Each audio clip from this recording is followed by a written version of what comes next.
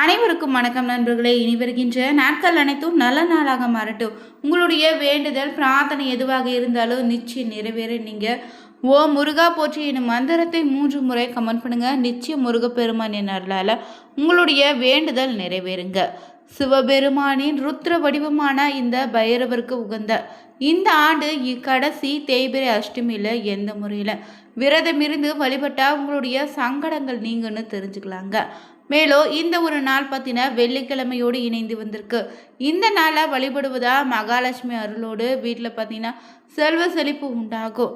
அதே போல் இந்த நாள் பார்த்தீங்கன்னா உங்களுக்கு இருக்கக்கூடிய கஷ்டங்களை நீங்கள் எப்படி மிளகு தீபம் ஏற்றி வழிபடுவதுன்னு தெரிஞ்சுக்க இந்த ஒரு பதிவை கடைசி வரைக்கும் ஸ்கிப் பண்ணாமல் பாருங்கள். மேலும் நீங்கள் புதியவராக இருந்தீங்கன்னா மறக்காமல் உற்சாக நியூஸ் சேனலை சப்ஸ்கிரைப் பண்ணிவிட்டு கூடவே இருக்க பெல் பட்டனை கிளிக் பண்ணிக்கோங்க. தனிப்பட்ட முறையில் உங்கள் ஜாதக ரீதியாக இருக்கக்கூடிய பிரச்சனைக்கு சரியான ஒரு பரிகாரத்தை பெற்றுக்கொள்ள வீடியோவில் பார்த்தீங்கன்னா டிஸ்கிரிப்ஷன் கீழே நம்பர் கொடுத்துருக்கோம். அந்த நம்பருக்கு நீங்கள் கால் பண்ணி தெரிஞ்சுக்கலாம். வாங்க நண்பர்களே, வீடியோக்குள்ளே போகலாம். காசி கோவிலில் பைரவர் தாங்க முக்கிய தெய்வமாக வழிபடுறோம். சனீஸ்வர பகவானுக்கே குருவாக விளங்கக்கூடியவர் தாங்க இந்த பைரவர். சனீஸ்வரன் சூரியன் மகனான யமதர்மனால் ஆட்சிப்படுத்தப்பட்ட கௌரவ குறைவை அடைந்தார். அவருடைய தாய் சாயா தேவியின் அறிவுரைப்படி பைரவரை வழிபட்டு அவருடைய அருளாலே நவகிரகங்களின் ஒருவராக கிரக பதவி கிடைக்கப்பெற்றிருக்கு. ஆகையால் பைரவரே சனீஸ்வரருக்கு குருவாக விளங்கியும் அருள்பாலிக்கிறாரு.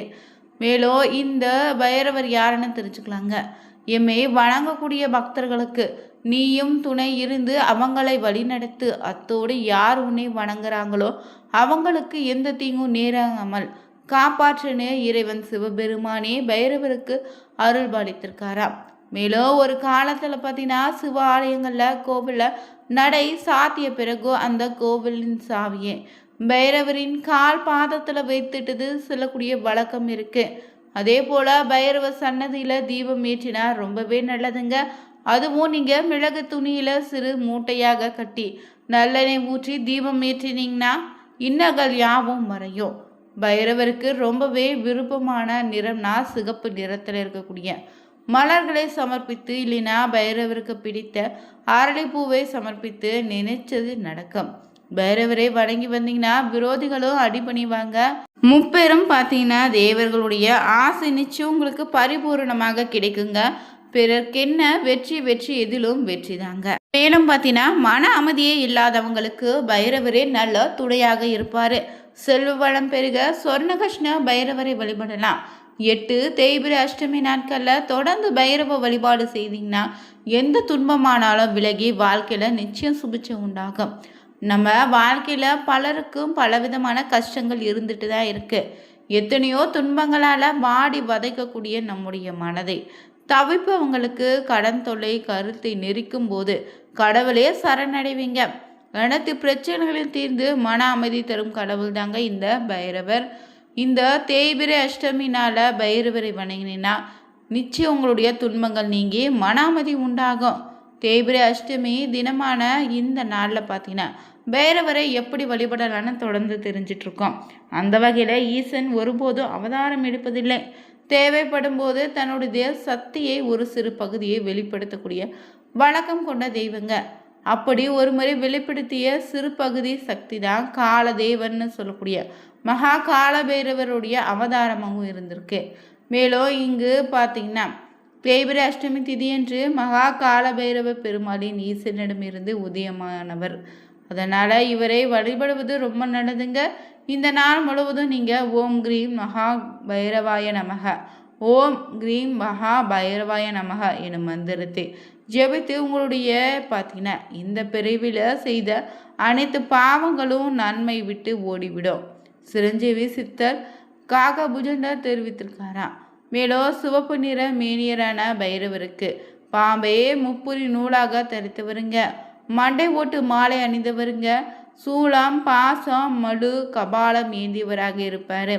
பிரம்ம சீரச்சேதர் சேஷேத்திர பாலகர்னு பார்த்தீங்கன்னா பல திருப்பெயரும் இந்த பைரவருக்கு உண்டு. மேலும் ஆங்காரத்தை அளிக்கக்கூடிய கடவுள்னு சொல்லக்கூடிய சுக்கிர தோஷத்தை நீக்கும் இறைவந்தாங்க இந்த பைரவர். அஷ்டமி நாளை இவரை வணங்கி வந்தீங்கன்னா எண்ணியது எல்லாம் ஈடேறும், தடைகள் யாவும் விலகிடும். இளரைச்சனி அஷ்டமச்சனியாகவும் பைரவரை வணங்கினா நன்மைகள் ஆக முடியும். அதே போல தாமரை, வில்வம், தும்பை, செவ்வந்தி, சந்தன மலைகள் பைரவருக்கு விருப்பமானதாக இருக்கு. பரணி நட்சத்திரத்துல பைரவர் அவதரித்தாருங்க. அதனால இந்த நட்சத்திரக்காரர்கள் இவரை வணங்கி வந்தீங்கன்னா இன்னும் ரொம்ப சிறப்புங்க.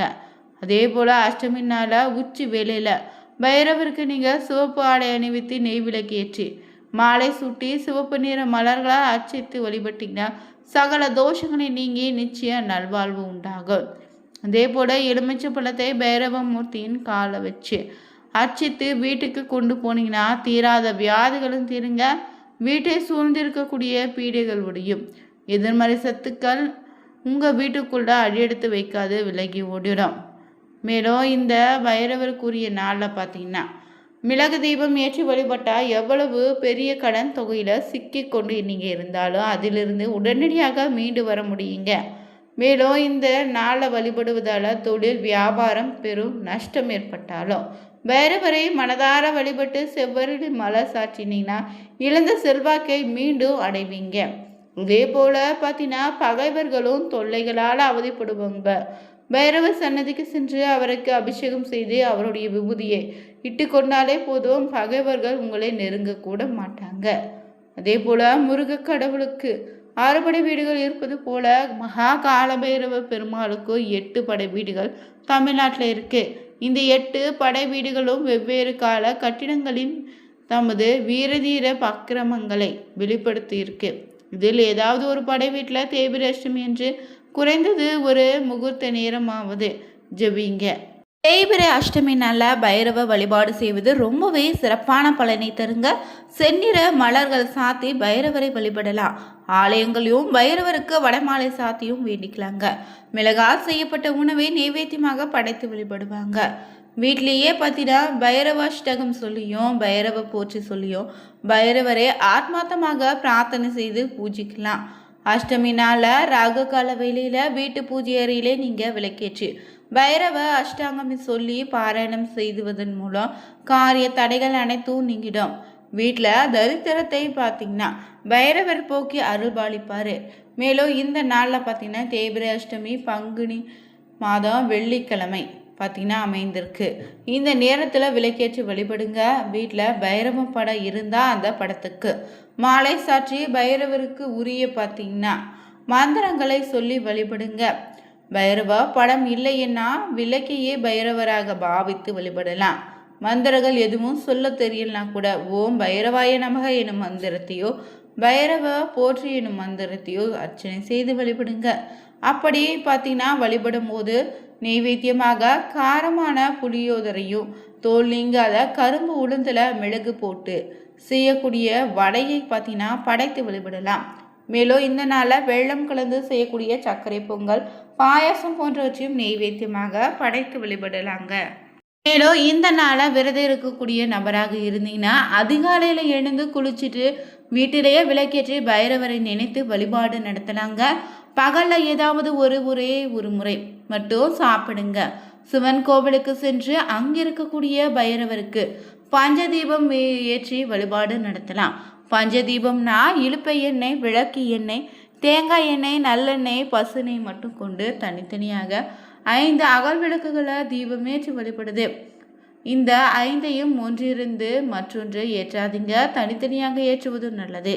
அதே போல் மாலை நேரத்தில் பைரவருக்கு வடை மாலை சாற்றி வழிபடலாம். தயிர் சாதம் செய்து சர்க்கரை பொங்கலை படைத்து குழந்தைகளுக்கு பக்தர்களுக்கும் கொடுத்தீங்கன்னா ரொம்ப நல்லது. மேலும் இந்த நாளாக சிகப்பு நிற ஆடை அணிந்து சிகப்பு நிற மலர்களால் அர்ச்சித்து வெள்ளை பூசணியில் நெய் தீபம் ஏற்றி வர ரொம்பவே நல்ல ஒரு பலனை தருங்க. ராகு காலத்தில் 11 நெய் தீபம் ஏற்றி வழிபடுவதும் ருத்ராபிஷேகம் செய்தால் வடமாலை சாற்றி வழிபடுவதும் ரொம்ப நல்லதுங்க. இந்த நாளை காலபைரவருக்கு அர்ச்சனை செய்து வழிபட்டால் திருமணம் ஆகாதவங்களுக்கு விரைவில் திருமணம் நடக்கும். மேலும் பைரவரை வணங்குவதால் உங்கள் வாழ்க்கையில் வறுமை, பகைவர்களுடைய தொல்லை, வியாபார முன்னேற்றம், தன லாபம், பயன் நீங்கி அஷ்ட ஐஸ்வர்யங்களும் நிச்சயம் உங்கள் வாழ்க்கையில் உண்டாகும்.